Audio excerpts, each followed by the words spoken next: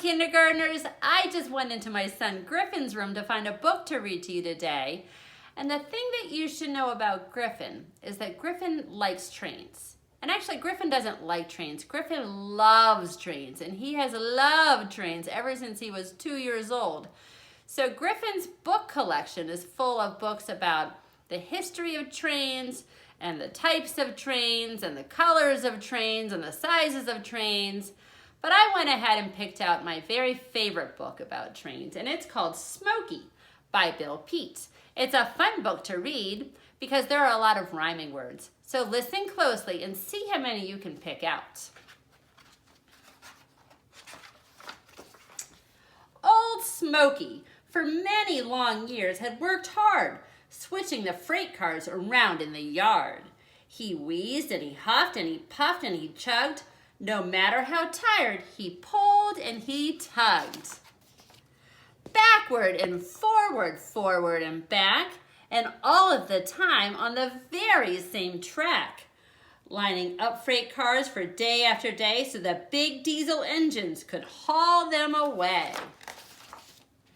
When he had switched the last car and his work was all through, with no place to go, with nothing to do, he would sit on the loneliest part of the track, blowing smoke rings like daydreams from out of his stack.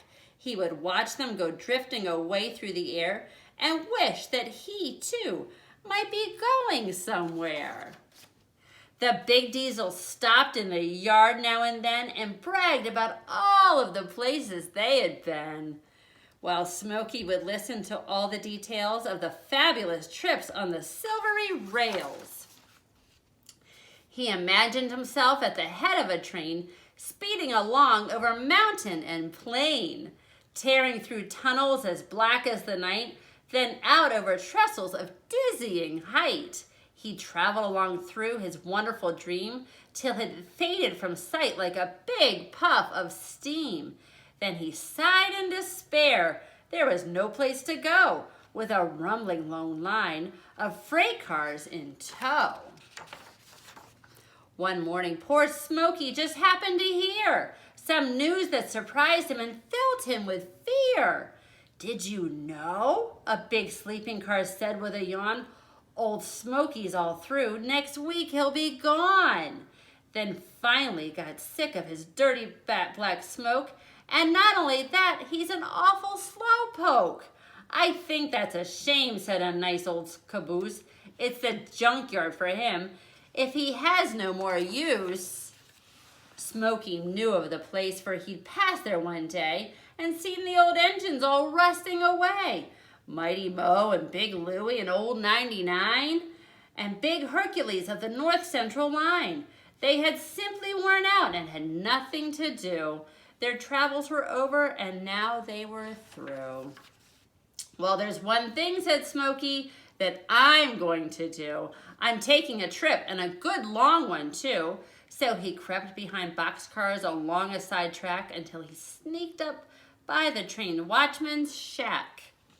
The watchman was reading a new comic book and didn't give Smoky so much as a look. And he huffed and he puffed and went steaming by on out of the freight yard as easy as pie. "I'm free," said old Smoky. "There's no need to hurry. When I puff clouds of smoke, now I don't have to worry." But nearby on a hilltop, strangely enough, someone was watching and counting each puff. "What's it say? What's the word, Chief?" said Little Wolf Ears. "We haven't received a smoke signal for years." "It's the worst sort of insult," said Chief Crazy Hawk. "And we're not going to stand for that kind of smoke talk." So they went roaring off in their old Hupmobile, whooping and yelling with the chief at the wheel. They raced down the road alongside of the track. Then with spears and with arrows they launched their attack. Smoky turned on the steam and picked up the pace, and away they all went in a wild screaming chase. But Smoky, alas, was in no shape to run. In less than a mile he was nearly all done. The braves were all set to close in for the kill when they screamed to a stop at the top of a hill. For a wagon was there with a big load of hay, and Smoky went puffing on safely away. By now he was just about dead in his tracks, so he stopped in a woods to cool off and relax and give his poor run-down old wheels a good rest before he continued his journey out west. Soon after sundown he heard an owl hoot, or could it perhaps be a train whistle toot? Then through the woods shot a long flash of light. A fast freight came roaring down out of the night.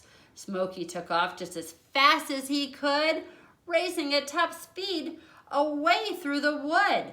He wasn't so worried about his own neck. He was much more afraid that he would cause a train wreck. So he jumped off the track and plunged over a bank with a bumpity, clumpity, clinkety, clank. Wheels over a cab with a crunch and a crash. Then finally a great, big, kerploppity splash. Early next day, about 8:45, a furious farmer called the North Central line. I've put up with your noisy trains year after year, a hootin' and tootin' and roaring past here. But you'll not make my duck pond a junky old dump. For broken down engines, complained the old grump.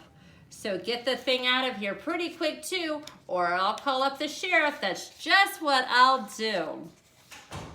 So the North Central line sent a big railroad crane and hauled out the muddy and soggy old train.